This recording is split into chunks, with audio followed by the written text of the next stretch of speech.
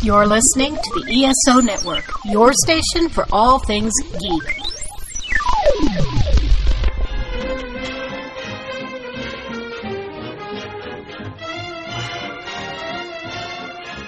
Hello, world, and welcome to Tales from Hollywoodland, a veritable feast of movies, television, Broadway, showbiz stories, and even a little bit of news and gossip with Julian Schlossberg, Arthur E. Friedman, and Stephen J. Rubin.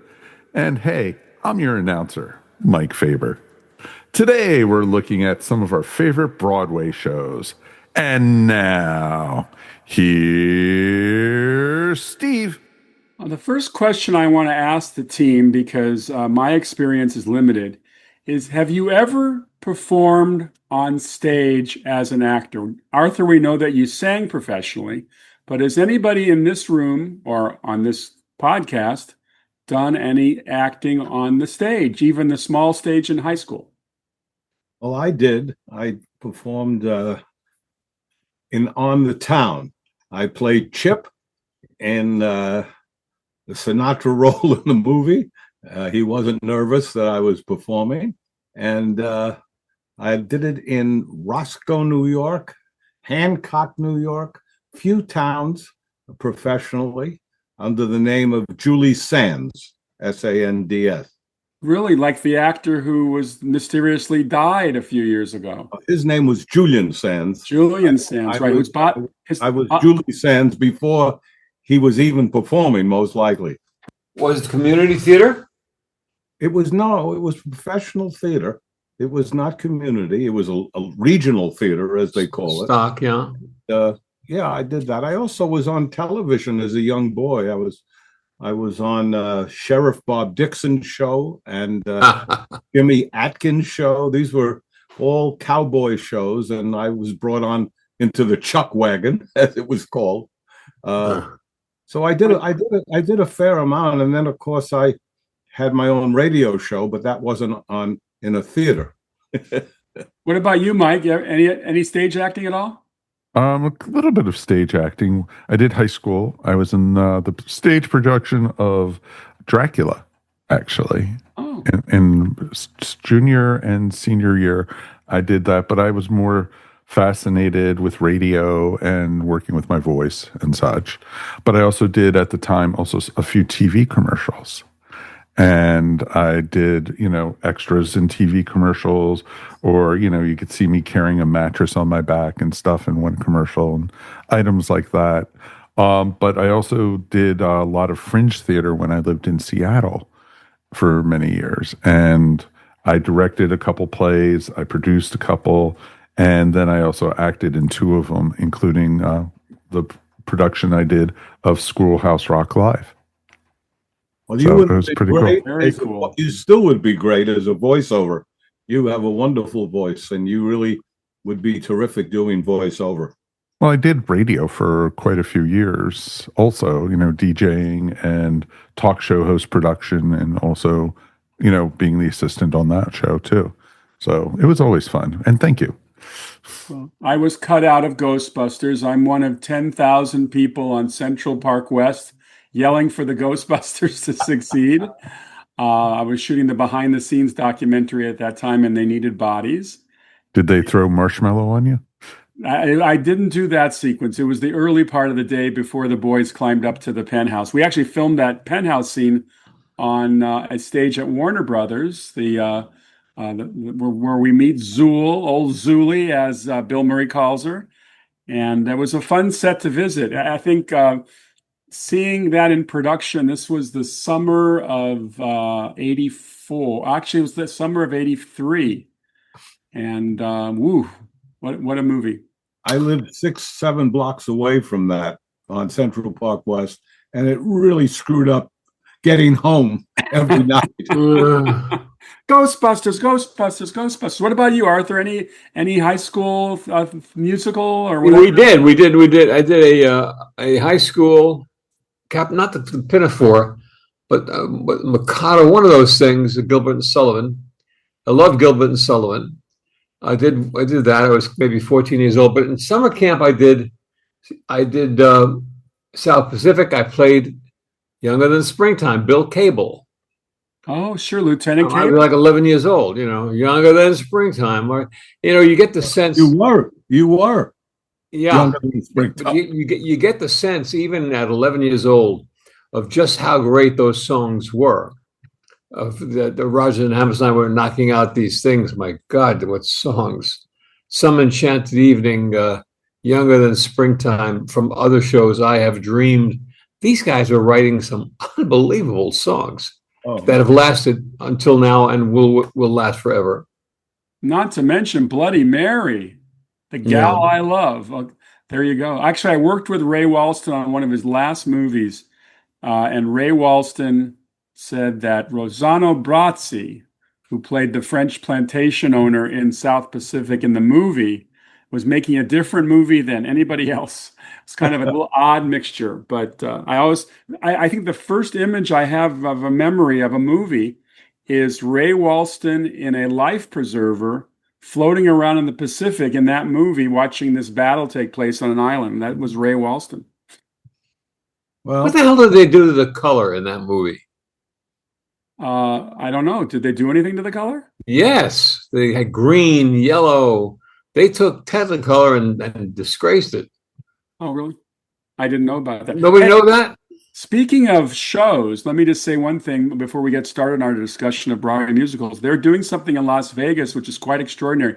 They've created this giant thing called the Sphere. Yes. It's circular theater. Wizard of Oz. And they're bringing the Wizard of Oz. I know, it is wonderful. And they're not just bringing the Wizard of Oz. They're going into the production and expanding the scene to turn it almost like CinemaScope. So they're expanding the images using AI so that if they're in a little cramped house at Aunt Em and Uncle Henry's, and they're dealing with Miss Gulch, of course, played by the great Margaret Hamilton, you see more of the room suddenly. Every scene is going to be expanded. It's going to be extraordinary. It's such an amazing venue anyway, because I was there in March because I got to go see the Grateful Dead there. And it was wonderful. The animation, the CGI that they have, and then the band playing around it. It was just so immersive. And to see the Wizard of Oz in that kind of environment is going to be truly, truly amazing. Well, guys, that's the future of film. Oh yeah, presentation exactly. Pieces. Even outside of it, though, they had the witch's legs outside of the sphere.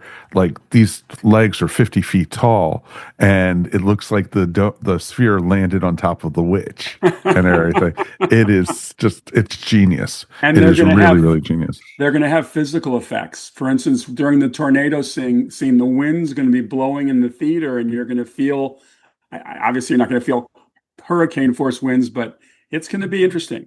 Steve, do you know what the admission price is going to be for that?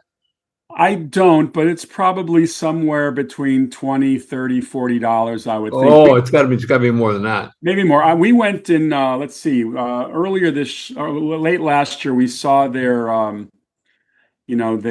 travel log showing animals all over the world, and it was quite extraordinary. You feel like you're in the room with the elephants in Africa, et cetera. Yeah, they're calling it a 16K experience. It's amazing. And I'm looking on Ticketmaster right now, and tickets, basically, to go to see it, the first showing available is August 29th. And the tickets are going for about $115. Holy moly. Yes. That's for the 400 level. Yeah. It probably gets more expensive the further, but you don't need to be down, because it's literally above you. It's to the sides. It's truly a fully immersive experience. For the 200 level, we're looking at $144, which is not, to see it like that, it's a once in a lifetime thing. Hey, listen, if you have a good night at the crap table, you'll be fine. Exactly. In-person entertainment is at levels, admission price wise, that no one ever dreamt of, and are going to get higher and higher and higher because the corporations buy into it and they pay it and they give it out to their customers, whoever. But sports, which is entertainment, same thing. Well, let me Ticket give you prices an are crazy. example, though.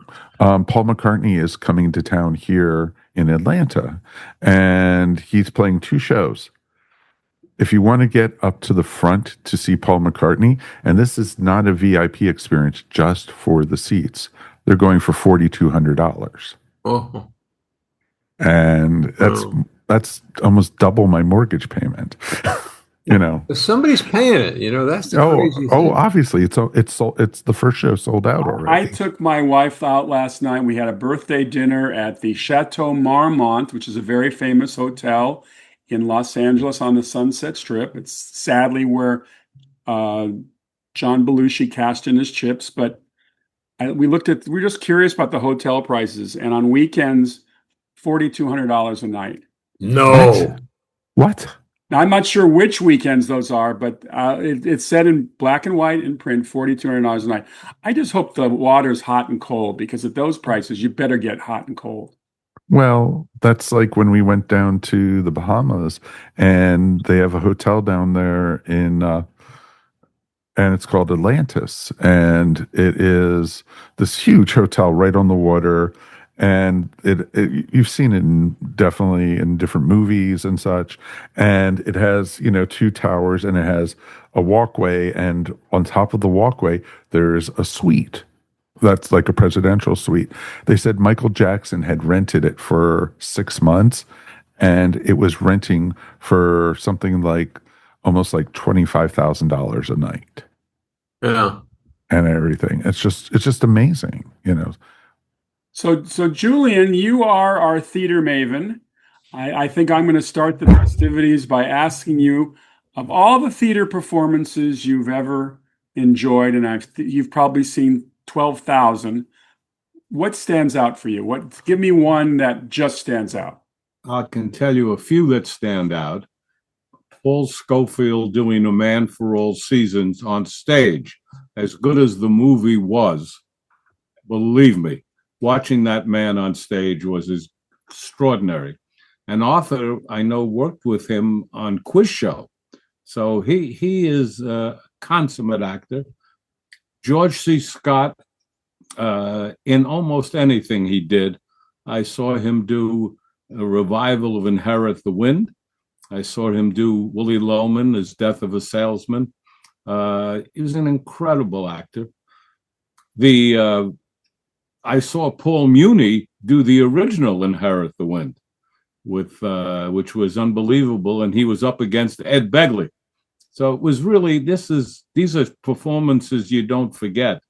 In the musical area, Steve, I was able to see Mary Martin in Peter Pan and Sound of Music, and Ethel Merman in Gypsy and Happy Hunting. You see, I mean, those were the 2 greatest female singers in the history of Broadway when I was growing up. You don't get better than that. So yes, it was incredible to begin my Broadway career as an audience member. Was Peter Pan with Mary Martin and Cyril Richard, followed by The Pajama Game with John Raitt, Janice Page, Eddie Foy Jr., and Carol Haney, and then Mr. Wonderful with the Sammy Davis Jr., Jack Carter, Cheetah Rivera. Broadway was Broadway. Now, I maintain, and again, this is from the West Coast mentality, and we're not really theater people here. In fact, LA is almost like a roadshow town. But I often feel that the enjoyment of the performance is directly dependent on where you're sitting.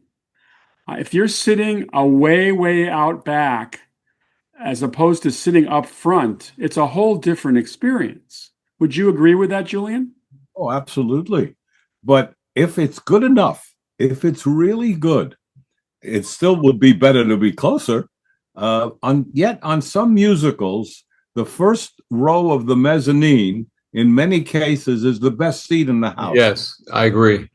Yeah. So it really depends. It's an interesting point. I wanted you guys to know that you may not know this. The largest gross in the history of Broadway was this year. This was the largest they've ever done. They're getting more for tickets than they ever had. It's unbelievable. More for tickets than they ever had. The costs are bigger than they've ever been. Producers feel they have no choice. And the public somehow seems to be going, even though I have to believe, like in Atlanta, even though they sold out, I have a hunch a lot of people couldn't have been very happy about the McCartney price. Oh, I doubt it. I would highly doubt that price. It's just crazy. Yeah. So the grosses were huge. It's almost $2 billion this year. And it's an amazing thing to watch. In my time, I remember the idea of a show that would gross $1 million was unheard of. Unheard of. But Julian, you know what though? It's all entertainment. It's all entertainment. It's movies. Ticket prices have never been higher. Broadway ticket price. Go to a New York Knicks game, see what happens at a New York Knicks game, or a Lakers game, or any game in the NBA, or baseball, and it's entertainment has become the highest priced of all of these. What used to be fair is whatever they can get, they get. Julian, is Clooney still wowing them from? It closed. It closed. It closed. They closed them. They put it on CNN. That's why it went on CNN. Right, and we watched it on CNN. It was very good. I'll tell you a funny story about a seating thing. I went to see with my wife at the time in Boston, late 1960s, The Great White Hope with James Earl Jones, who plays most of the movie in his boxing shorts. And we were sitting in the second row. We had these incredible seats, and he was in it with Jane Alexander, who came from Boston, came from Brookline. And the funny part of the story is that he was in his boxing trunks, and he sweated profusely. And every time he did a sudden move, the sweat came all over the first 2 or 3 rows, myself included. Everybody in the audience says, "We just stop already with the schwitzing. It's driving us crazy." Enough. That's what you can't get from a movie. No. That kind of visceral feeling, that excitement, and in this case, that sweat. There was at one point smell-o-vision, though. I think it only lasted for a couple of shows where you would be inside a brewery and you'd smell the beer. And yeah, we did it at the DeMille Theater, and then the only problem was you couldn't get the smell out. So it didn't last long. Here's a list of the longest running shows in Broadway history, guys. Number 1, longest running shows in Broadway history, Phantom of the Opera. Have you all seen it? Never saw it. What an epic. Oh boy. It was wonderful. It was wonderful. It was. I saw it first in London before it even came to America. It was terrific physical production as well. Yes. Yeah. It's certainly something that you look at. I wonder, at that time, I don't think they were getting $100 a ticket. I think about $50 maybe. Today it would be getting $1,000 to $2,000. That's right. Number 2, Chicago. And it's still running too. Cantor and Ebb. How good was who'd you have as a guest recently, Julian? Cantor or Ebb? Kander, John Kander. John Kander. At what age? He wrote the music. Yes, at what age? He's How old is he? He's 97. And he's doing Kiss of the Spider Woman now with J-Lo. God. So he hasn't retired. He's our new hero, I think, Have they written songs? Oh, yeah, including that great New York, New York. Including Everybody Loves a Winner. Chicago is a very interesting history. When it first opened with Bobby Fosse directing it, when Verdon was in it, it was not successful at all. It was too kind of tough and rough. And it came back very strange to the city center for a 4-day run. And at that 4-day run, Barry and Fran Weissler, producers on Broadway, grabbed it and moved it over without the huge amount of cost to do a musical. And they have been hugely successful in keeping that show going. And what's so interesting, I grew up, as we all did, that if a show became a movie, you closed because you couldn't make any money. People wouldn't go. Well, now it becomes a way to get people in.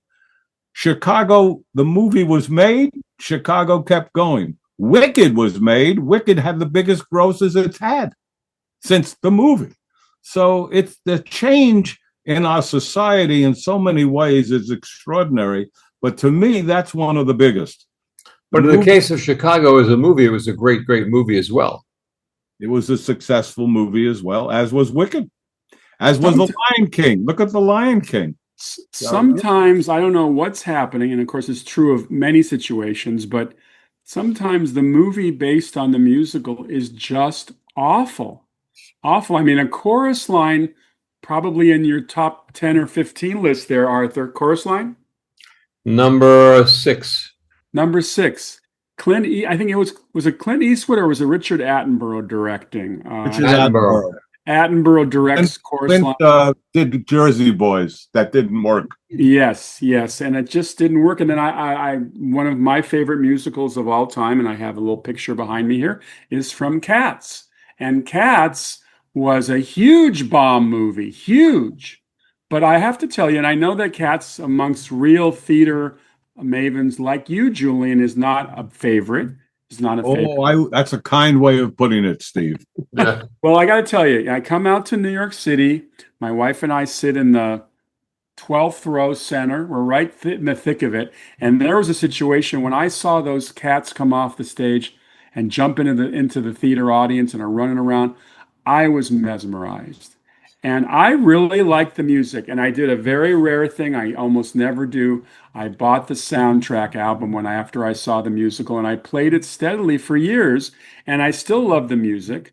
But Steve, you're in the vast majority. That was a hugely successful show that may still be running, as far as I know. I didn't like it either, but a lot of people loved it, yourself included. Based on T.S. Eliot's Old Possum's Book of Cats, a series of poetic poems, and there's no narrative really. It's just a series of songs. That's a nice way of putting it too. Mungo Jerry and Rumble. But that song "Memories" is a gorgeous song. It's a gorgeous song. It is a gorgeous song. Beautiful song. So the hits of this list, longest running Broadway shows ever: Phantom of the Opera, Chicago, Lion King, Wicked, Cats, Les Mis, Chorus Line, and here's one coming that I'm going to ask for explanation on. Oh, Calcutta. Yeah. Anybody explain it? I saw it, and it was really bad. Isn't that a little controversial? Isn't there some nudity in Old Calcutta, or am I confusing it? It was controversial. It had more than some nudity. It had a lot of nudity, and I would say it was as erotic as The Lion King. So why was it such a big hit, Jules? Nudity Every time, in a country that gets all excited about sex and violence, and especially in those days. And it was in a theater in a hotel. It was on Broadway, the Hotel Edison, but it was and it had wonderful writers. I mean, Jules Feiffer, whole bunch of people, very sophisticated people, wrote these little one acts, but it was deadly to sit through. And as I don't think has ever been, maybe it has been revived, but I don't remember ever seeing it again. It was for its time. It was just for its time. And that's that. But it is interesting to note that there are famous shows that became infamous because of whatever reasoning, and sometimes it would vary. But the one that people kind of talk about on Broadway is something called Moose Murders. Moose Murders was a musical on Broadway, mystery, wasn't a musical. And it had starred our Miss Brooks, a television show named Eve Arden. Sure. A very wisecracking comical actress. And sadly, she couldn't remember her lines. And so they brought in an unknown actress named Holland Taylor, who's very far from unknown now. It played 13 previews, closed on opening night, and is considered the one, even though there's been bigger bombs, it's somehow the kind of thing that you say, did you see Moose Murders? And I'll ask you the question, Julian. Did you see Moose Murders? I did not. I was too busy running to old Calcutta. But I'll give you guys one. We've just gone through the top 10 or 12. I missed out on Mamma Mia, Beauty and the Beast, and Rent. And we did not mention any of these classics like My Fair Lady or South Pacific, Oklahoma, Guys and Dolls. Different time, different day.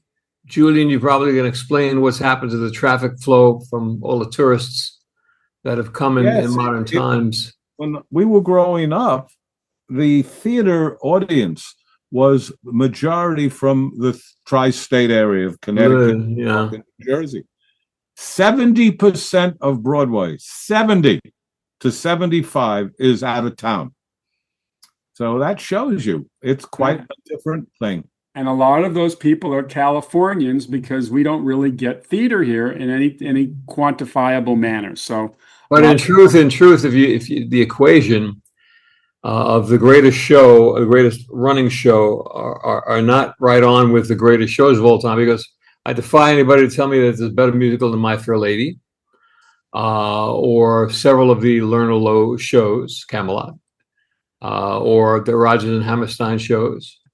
Those were great Broadway shows. What's better than Guys and Dolls? Frank Lesser. And because it was of that time, it couldn't do the kind of business that is, like Julian says, with 70% of the audience being from out of town. You just didn't have that at that time. But you'll never find a better show than Guys and Dolls. It seems that Broadway is affected the same way the movie business, in that the movie business is all about repeats. You know, Batman 2, Batman 4, Batman 6, Iron Man, Aquaman. Theater, we were in London recently, and all the London theaters were revivals of either movies into plays or new versions of an old play. It's very tough to get something original going, right, Julian? Well, it's always tough to get something original going, Steve, even as we've seen in the movies now with the constant revivals or remakes or whatever. But what's interesting to me in the last few years, and this is not, it's a constant thing, but in the last few years, the musicals, that some of them that have been hits, are based on true stories. You've got The Four Seasons and Jersey Boys. You've got Beautiful with Carole King. You've got MJ with Michael Jackson's story. Ain't Too Proud about the Temptations. Hamilton about Alexander Hamilton. And then you go back in time. I mean, Gypsy was about Gypsy Rose Lee and the mom. And you got Funny Girl about Fanny Bryce. You got The King and I about the lady who did work from Britain with the King of Siam. And of course, we have Sound of Music about the Van Tropps. So a lot of that initially were originals. So they have that going for it. But the idea of Gypsy's now on Broadway I think it's 5 or 6 times since I've been alive. Gypsy, yes. It's the greatest. Where were you? How early in the game, Julian, did you see Chorus Line? I saw it. I didn't see it downtown at the Public. I saw it when it came to the Schubert, probably the first or second week. And on my radio show, I had 3 of the gals, Kelly Bishop and Priscilla Lopez. I forgot the third. And I loved it. It was the only time in my life that I heard a guy standing up at the end yelling "Bravo," and I realized it was me. Right. Well, Chorus Line is probably the greatest single Broadway musical I've ever seen for what it was. It wasn't My Fair Lady. It wasn't Guys and Dolls, but it was just something else. Now, I had this job at this record shop, all-night record shop on the Colony, which was opposite the Winter Garden Theater where West Side Story played. And West Side Story, when it opened in 1957, my God, it was like the second coming. People looked at that as what Chorus Line became. I never thought it was that, by the way. But certainly something different happened. You would agree? Did you see it, Jules? Oh my God, yeah. I was knocked out by the score. That music and those songs, and oh my golly, I think that, yeah, that it wasn't the actual book, because that was, okay. But my God, it's the choreography, the dance, the singing, and those incredible songs. They're just great music. Pretty exciting Bernstein and stuff. Sondheim at their best. Yeah. Yeah. Did you see Music Man in its original incarnation? Yeah, I saw Music Man, and I was thrilled to be a direct Robert Preston in a film I did. So to me, that was like a great, when they talk about an arc, to have seen him do Music Man and then saying, Bob, can we do that once again? It's really something terrific. I loved the Music Man, very much so. How could you not? What a great show. Oh, golly, it really was. And that's what happens. As much as you like the movie, if you've seen the show, you kind of say, well, it's just not the same. And of course, it can't be the same most of the time. It just can't be. Mike Nichols said to me, they were offering me chorus line. He said, I don't care who does it. You can't make that into a movie. So he had his feeling. And he was right. So we went out to New York once, and they were playing A Funny Thing Happened on the way to the Forum on Broadway with Nathan Lane. And I still remember we had good seats, and a couple, I guess, were late. So after Nathan does his opening number, the something familiar, something peculiar, they let this couple walk into the first row, and Nathan Lane stopped and looked down at them and said, "What? They had a sale at Sizzler?" Well, again, it's probably the age factor here, but I saw A Funny Thing Happen with Zero Mostel. And when you see Zero Mostel in A Funny Thing Happened, and I'm taking nothing away from Nathan, he's wonderful, but he ain't Zero Mostel. And that was something, and I saw both, and that's what happens. You just have to sit back and say, okay, it's a new world, new generation, but I'm thrilled that I was able to see both of them. But Zero is what will stand out. Well, in every field of entertainment, there are those stars that are so unique. Zero Mostel being one of them. How about Zero Mostel and Fiddler on the Roof? No one ever got close to what he did with it. Ethel Merman and almost everything she ever did was that great. The funny thing about Fiddler, though, as great as he was, for whatever the reason, I was so taken with that show that every time they changed Tevye, I went back. And he was fantastic, Zero Mostel. But the one who was the closest to what I felt Tevye was, the milkman, was Herschel Bernardi. Herschel Bernardi was sensational in it. It was like I saw Carol Channing do Hello, Dolly. It was great. But when Pearl Bailey did Hello, Dolly with Cab Calloway, I'm telling you, never forget it. Never. You know what would have been a great Tevye? Mike Faber. He had the voice. He could have gone out there and knocked tradition. If only. If only. Yeah. But because I'll tell you, it's tradition. Well, it is interesting. We kind of touched on the amount of prices that are being charged, but I can tell you now, to put a Broadway musical on, a musical, regular, I don't mean a 2-character, I do or something, is about 18 to 25, $30 million. Now, if you are going to put a musical on, to get that kind of money back, even with the money you're charging, it's going to take most likely at least a year to 2. If you got a hit. And you get a big star is not signing on for more than a year. They just won't. So it's a very dicey situation. Betty Boop, the musical just closed, probably lost $25 million or close. Oof. These are gigantic numbers.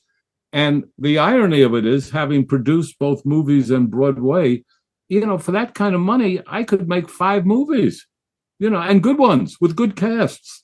So, with AI today, 10. Yeah, well, there you go. There you go. This being baseball season, I have to mention one of my favorite musicals, and I did see it on Broadway, Damn Yankees, which I still think has one of the greatest song scores ever. Every song for me is memorable. Of course, I knew about the movie where Ray Walston played the devil. The version I saw on Broadway, I believe, was the '94 revival with Victor Garber as the devil. And Victor Garber, who is a marvelous character actor, nobody knows his name, but there's probably one of his more famous roles. He's in Titanic. He played the architect of the ship who tells Rose that the ship's going to be going down. And Victor plays the devil with that gleam in his eye, and he was great. Well, I did see Ray Walston do it on stage, and of course that was great. And it's an interesting story. The guys who wrote Damn Yankees, the guys Jerry Adler and Ross, they also wrote Pajama Game, Right. and then Ross died at a very, very young age, and so those were the only two shows that I'm aware of that they did. Warner Brothers decided to make the movies. Stanley did both of them, Stanley Donen, but they cut the budgets. He had a lot of trouble doing both movies. He did not want Tab Hunter, but he was a movie star, and he didn't want him, and he had to compromise a lot. The original, I think Janice Page, who was the original lead, female lead, I think she's 100 years old today, I believe. So, she and Eva Marie Saint from On the Waterfront, I think they're both 100 now. yeah. Jack Warner at Warner Brothers was always insisting that certain contract players had to be in the movies. And I was just reading this book about the making of Strangers on a Train. I talked about it last week, the Stephen Rebello book. And Hitchcock did not want Ruth Roman. He did not want Ruth Roman. I think he wanted somebody a little bit more elegant, to play the daughter of a senator. But Ruth Roman was there. Did he want Farley Granger? I think so. I think Farley, although he's a bit of a lightweight actor, but I thought Farley did a really good job. Of course, the person who stole the movie was Robert Walker. He was literally the last person in the world you would think of playing a demented killer. Hey, put the word charming in too. Oh yeah, absolutely. He definitely charms. But I always remember him in movies like See Here, Private Hargrove, and Bataan, and just kind of a likable guy. He was also a very lucky man, married to Jennifer Jones until she became Mrs. Selznick. Mr. Selznick wanted her, and all of a sudden she left Robert Walker, and it was devastating to him, and that's why he died very young. He died shortly after the making. In fact, I don't think the film was released, the Strangers on a Train movie, before he died. Very sad. Let's go back to the movie, back to the show Music Man, which is one of these Broadway shows that became a movie that worked, that still works. It's of that time. It's a period piece. It's a 1,000 studio execs will tell you in LA, you can't do it. It's a period piece, blah, blah, blah. It's a period piece and it works to this day. That movie works just like a charm, as does the show, which I've seen in Summer Stock a couple of times. Just a great piece. Meredith Willson. I don't think he ever wrote another show, did he? No, he did. Yes, I think he did. Yeah, he did. I'm pretty sure. I think he wrote something called Here's Love, but I'm not sure. Yeah. But what I do know is that when you have Hello, Dolly, and you have Mame, you have these wonderful Broadway musicals that, you get Barbra Streisand, you figure you're home free for Dolly. Get Lucille Ball for Mame. These, you think you're in. And of course, neither of them worked at all. Neither of them. One of the most strange things that happened on Broadway years ago was the Truman Capote story Breakfast at Tiffany's, where David Merrick, who was killing them with Hello, Dolly, thought he'd do it again with Breakfast at Tiffany's. In fact, they even started calling it initially Holly Golightly.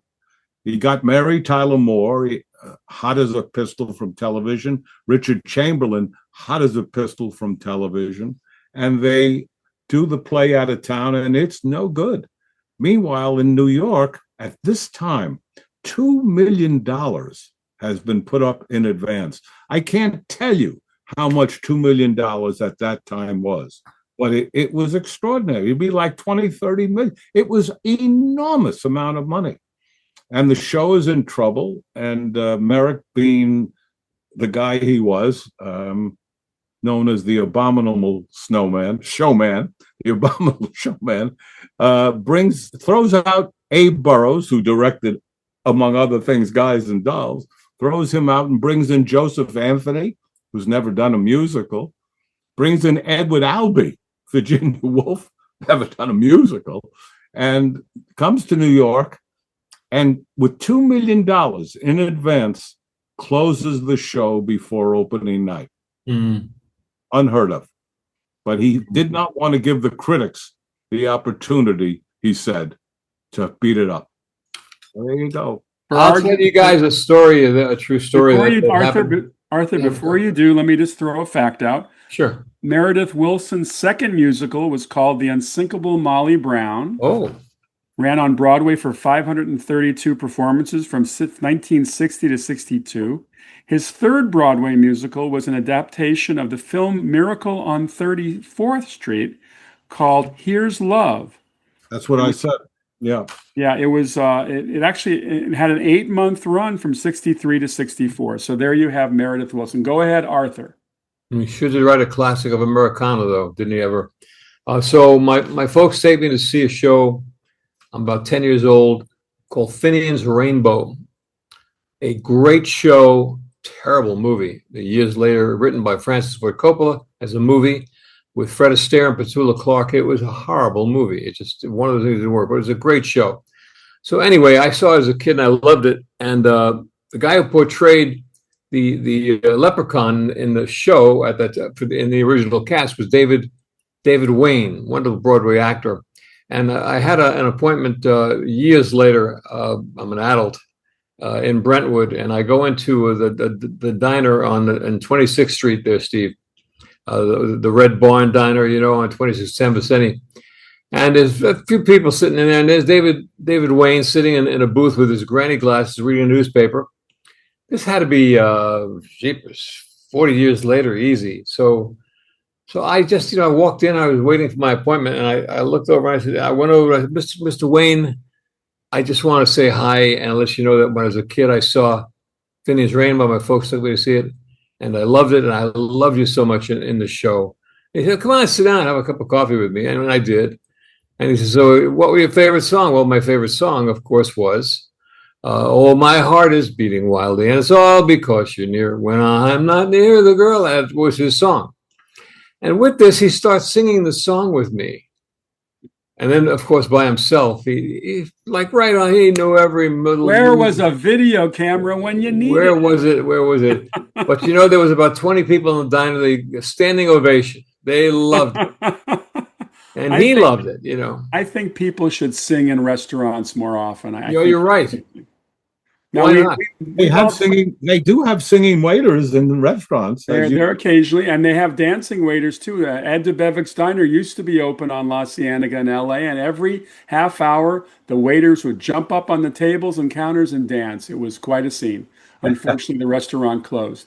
Steve, there's a restaurant here called Panera Bread. I don't know, it may be national. So one day I'm in there with an old friend, a wonderful guy who was 92 years old, Jonas, I forget his last name. And Jonas was 92, like he was really 57. He was just a life force, a little guy. And we got to talk about Broadway shows and so he started singing a couple of notes of a show to me. Remember this one? And I said, remember this one? Before you know it, there were like 30 people in the restaurant, all senior citizens, gathered around us, hollering, what about the one from My Fair Lady? It became a sing-off. Yeah. But they love the singing. Everybody loves music. So let's ask the kid in the room, Mike, to tell us about one of his favorite theater experiences. Oh, well, one of my favorite was when I was a kid.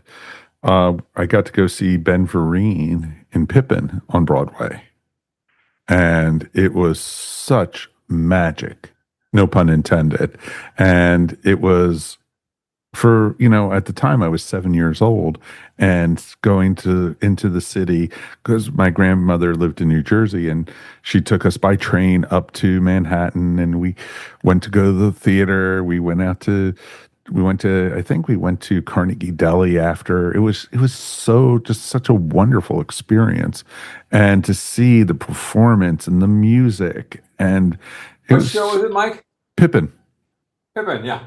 Yeah, and on Rubenstein. Yep. Was Pippin. Yep. And it was just an amazing experience for a kid that age. And it cemented my love for the theater. That was the thing we used to do together, was going to see Broadway plays. And, up until I was in, mid to late teens. And then I started getting involved myself with the theater because I was living outside of Washington, D.C. at the time. So we used to go to the Kennedy Center when their touring performances came, and got to go to see shows there. That's where I saw Cats the first time. That's where I got to see Chorus Line. That's where I got to see Chicago, and, all these different shows. King and I, was just amazing. And, because, it had, the wonderful, kids, Sarah, etc., and it was just such a great, show. And, to be able to see these things as a kid was just awesome.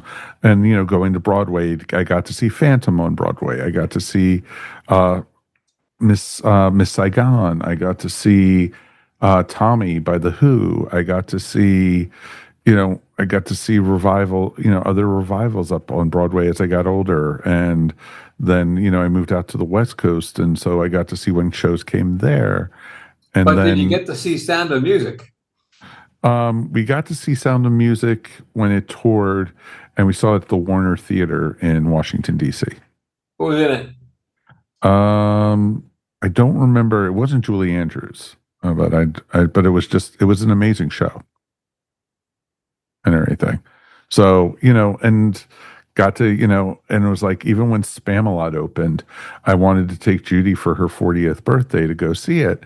And it was still the original cast when we bought the tickets. But of course, in between her birthday and when we bought the tickets, they won the Tony Award for Best Musical. And after they won the Tony, a lot of the original cast left. And, there was no more Tim Curry. But it still had David Hyde Pierce. It had Frank Azaria. It had Sarah Rodriguez. It was... You mean Hank Azaria? Hank Azaria, sorry. Yes, from The Simpsons. And so it was an amazing cast still. And, got to see Jersey Boys on Broadway. We got to see, and then now down here in Atlanta, we have subscriptions to Broadway at the Fox Theater, and we get to see all the different shows as they come through. And so it's pretty awesome. And then, there's in the middle, in New York City, there's the island of Manhattan. And in the island of Manhattan, there's this other city, and it's called Broadway. And Broadway is a world.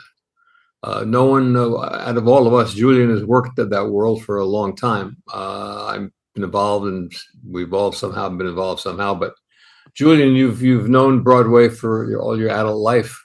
It is a world, and it's a happy world. Even during the day, breakfast is happy, lunch is happy, everybody's happy. Ticket-takers are happy, the ushers. Explain it, Julian. Explain the world of Broadway. Well, that's hard for me to do, except to say that I was smitten by Mary Martin in Peter Pan, and I never stopped loving theater after that.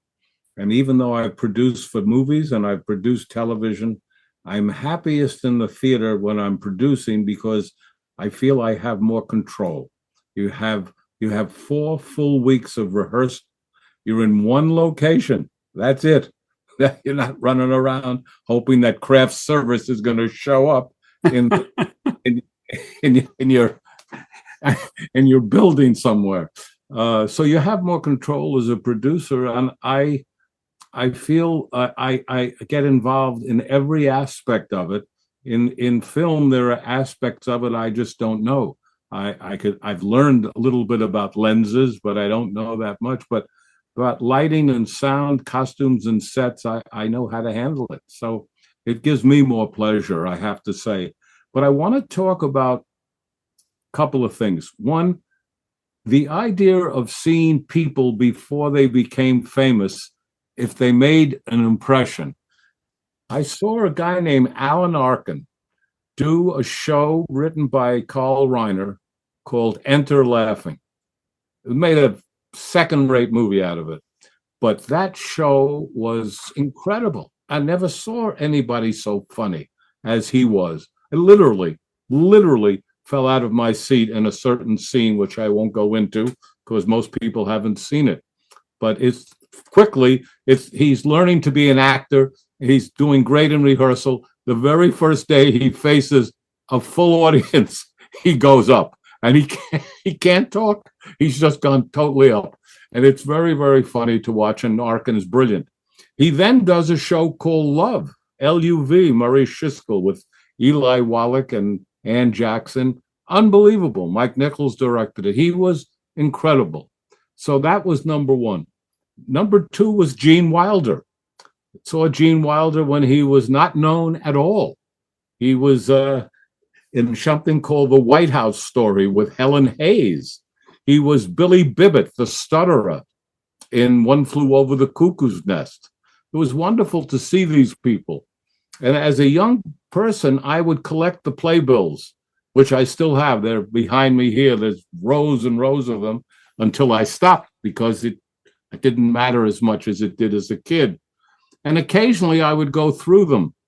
And it was fun to see a play called Tall Story. You never heard of it, even though it was written by Howard Lindsay, Russell Crouse, who did South Pacific and many other shows. Terrible movie. And that's right, with Jane Fonda. Hans Conried, who played Uncle Tanu's son, Make Room for Daddy, was a star. In a little role was a blonde kid, Robert Redford. So it's very funny to see those things when you go through the playbills and see who were in these shows before you knew of them or that they made such an impression. So that was about the happy part, Arthur. That makes me happy to do I'll bet you the playbill is still a profitable publication in a world of publications that have gone away. It's locked in. Advertising is probably expensive and worth it. I have to tell you guys, I saw an iconic performance as a kid. When I saw a show, my mom and dad dropped me off to see a show called Where's Charlie? With Ray Bolger, written by Frank Lesser. Once in Love with Amy. My darling, it was very good. But in this show, he gets dressed as a woman, and he's in his dress, and he does 7 encores of Once in Love with Amy at the end of the show. He jumps off the stage, runs up the aisle. Iconic. If you see it, you just can't forget it. And he was great. Ray Bolger was, people know him from Wizard of Oz, but he was a world-class performer. Oh, yes. I've seen 1,000 Clowns on Broadway with Jason Robards. Often in the second act, we would run down to the best seats in the house that were empty. We'd kind of suss it out if we stayed from the beginning. Often we went just to the second act. We knew when the intermission was, we'd get in, my friends and I, and then we'd sit in the back row, not pay anything. And ushers, everybody knew, but it was a kind of a fun time. And Jason, we were in the first row on the side, A1 and A3. And Jason Robart saw us and gave us a wink. Well, that was it. We went home on that subway flying. Jason Robart looked at us and winked.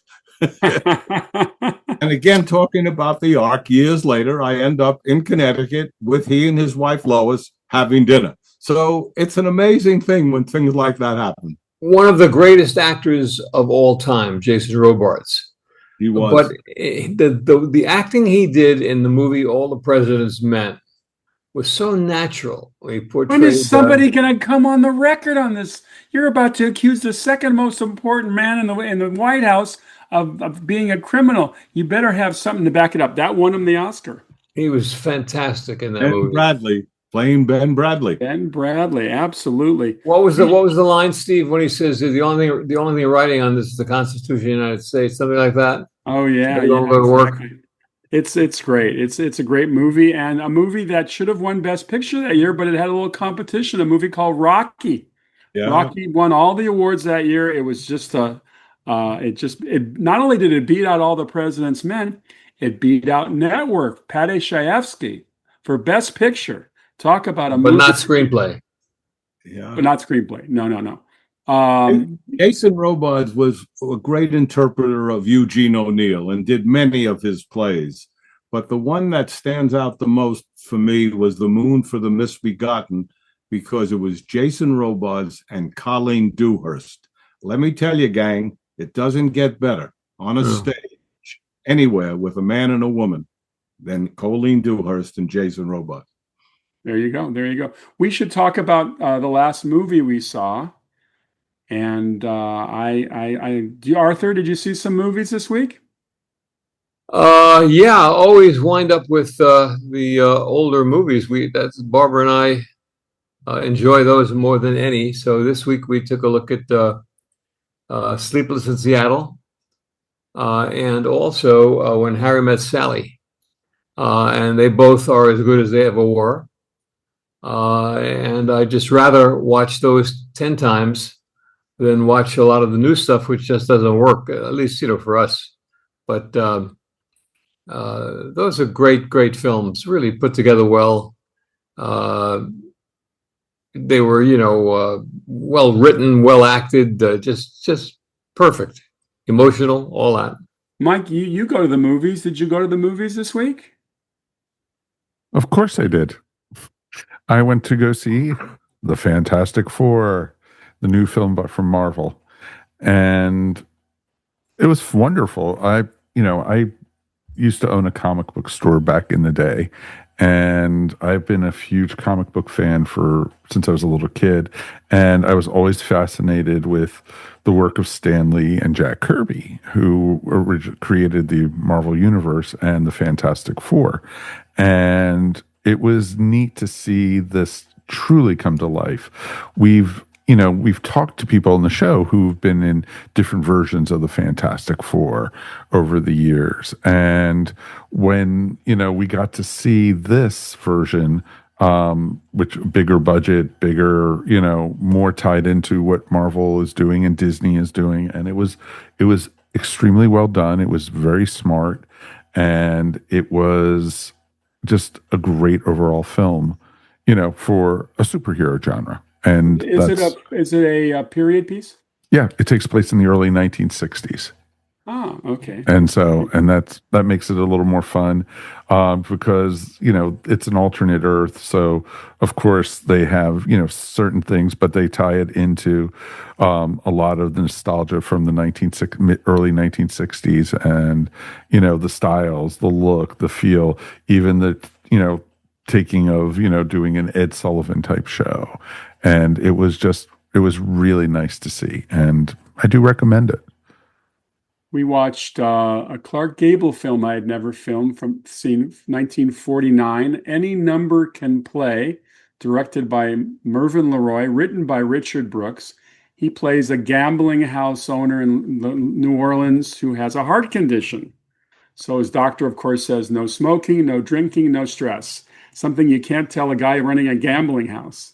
And he's surrounded by great character actors: Edgar Buchanan, William Conrad, Mary Astor.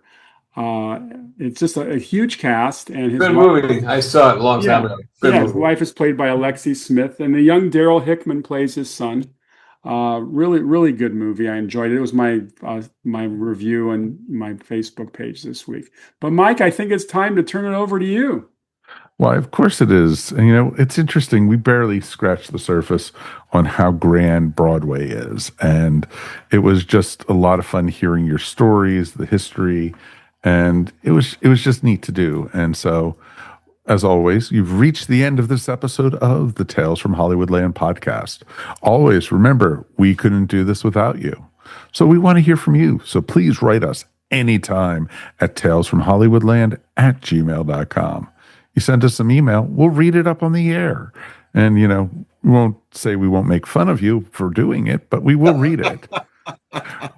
Remember, you could find us wherever fine podcasts are found. And now you could even find us up on our YouTube channel. If you made it this far into the episode, why not subscribe and give us a thumbs up? Or if you're listening to us, please give us 5 stars. If you're into social media, check us out up on Instagram or Facebook. Before we get out of here, let's check with the guys and see what's happening on their podcast this week. Julian, who are you talking to this week? Writer, director, producer David Seltzer. We talked to him about a lot of things, including his writing coming in to save, hopefully, Willy Wonka. He wrote and involved with The Omen, and of course worked with Tom Hanks and Sally Field in Punchline, wrote and directed that. And there's a lot of stories about his time in Hollywood and the movies he made and the huge stars he worked with. That is awesome. Steve, what's going on over on Saturday Night, the movies? Well, in my ongoing efforts to figure out whatever happened to comedy in the movies, my guest is Babaloo Mandel and Lowell Gans, who have written some of the great comedies of all time, including Splash, A League of Their Own, just so many others, the 2 City Slickers movies. So I'm hoping to get the skinny on where is American comedy and when is it coming back? That is awesome. Arthur, what's happening on our show next week? You want to talk about guys who were hot at one time in this business, Babaloo Mandel and Lowell Gans. Wow, were they hot. We're going to be talking about foreign films, great foreign films, and there's a lot of them. Years ago, we owned the Harvard Square Theater in Cambridge. We played a repertory program, and part of the repertory, one doubleheader, one double bill was The Devils and the Damned. And the critic from the Boston Globe said, I went over to see these 2 movies, and the only time I ever walked out of movies and wanted to kill myself, and I just couldn't figure out how I could kill myself. They were so depressing. 2 great movies, by the way, and they're foreign films. But there's a lot of great foreign films, and we're talking about them next week. That is awesome. On behalf of Steve, Arthur, and Julian, thanks again for listening. This is your producer and announcer, Mike Faber, and we will see you next time here on Tales from Hollywoodland. Your Hollywood adventure starts right here.